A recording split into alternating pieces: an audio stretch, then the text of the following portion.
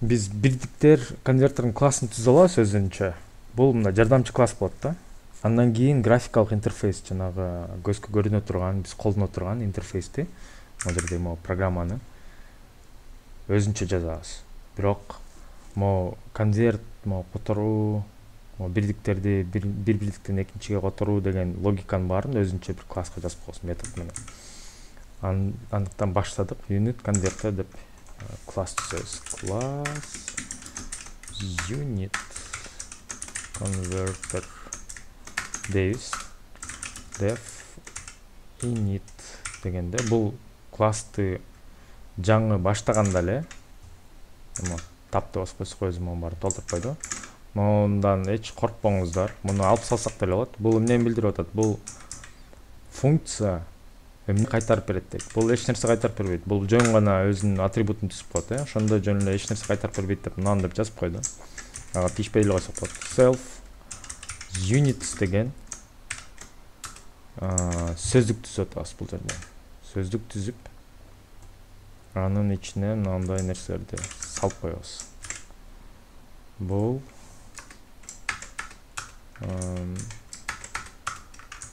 бир бирдиктен башка бирдиктерге которуу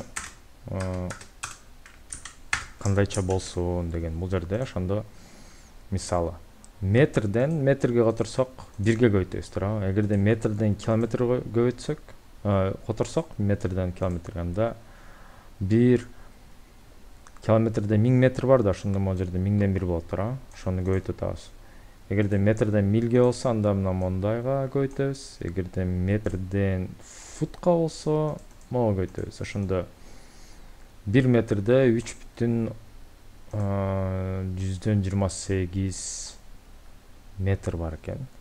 Километрден болсо дагы ошондой. Километрден метрге болсо 1000, 1000ге көбөйтөбүз, Километрден километрге болсо 1ге көбөйтөбүз. Километрден милге болсо 0,162 сыяктуу. Километрден футка болсо мына монду бирдикке көбөйтөт экенбиз.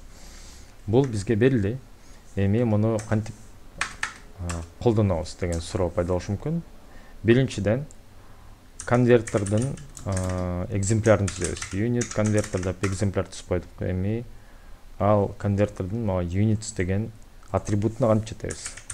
Атрибут деген мына self дегенде бул эмне? Бул могу экземпляр түзүлгөндө, мына каша менен чакырып түзүп койдук, Мына бул экземпляр түзүлүп калды, бир өзүнчө бир организм деп элестетиңиз.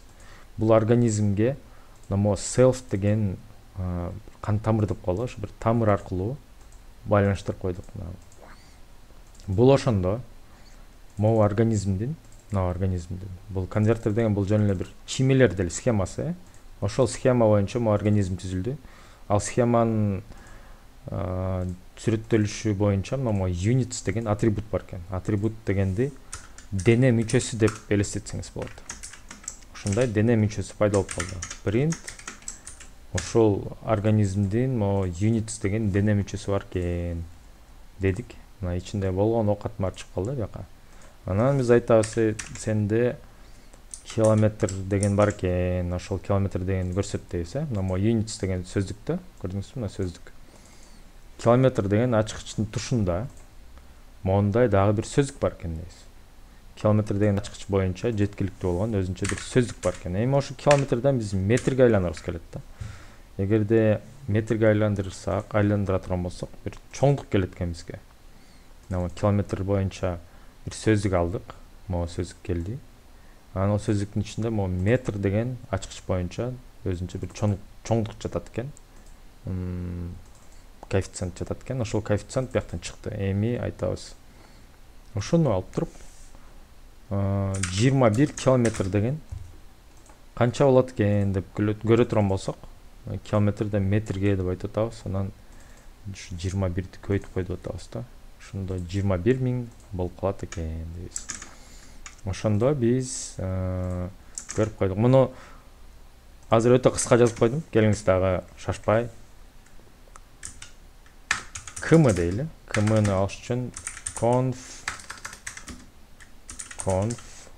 units анан км дейбиз. Км деген бул эмне болду? Бул өзүнчө сөздүк болду.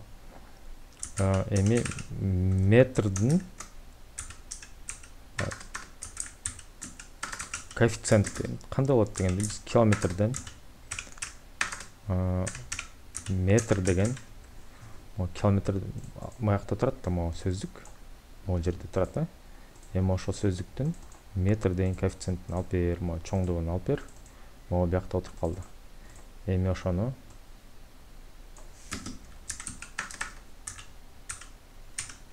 метр коэффициент деп могу жерге токтотуп коюм келгенде, бул start debugging болсун. Азыр шашпай байкап көрөбүз. Conf деген бул эмне болду? Бул unit converter деген экземпляр болду. Анын мондай units деген дене мүчөсү бар экен, атрибут бар экен. Жакшы. Км деген эмне болду дейбиз? Км деген мондай сөздүк болду. Анын ичинде метр, километр, миль, фут деген ачкычтар бар экен. Могу ачкычтар. Анын тушуна болсо могу чоңдуктар жазылып атат, коэффициенттери.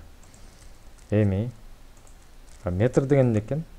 Метр деген могу километрге тиешелүү болгон сөздүктүн ичинен метр деген м деген ачкыч боюнча чоңдукту алганда бул чоңдук келип туруп могу метр коэффициент деген, метр коэф деген өзгөрмөй жазылып калды. Аны 21 көбөйтүйдүк.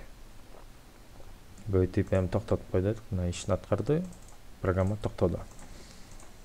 Абдан жакшы, бир кадамга өзүбүздүн максатыбызга жакын болуп калдык. Улантысы кийинки видеода.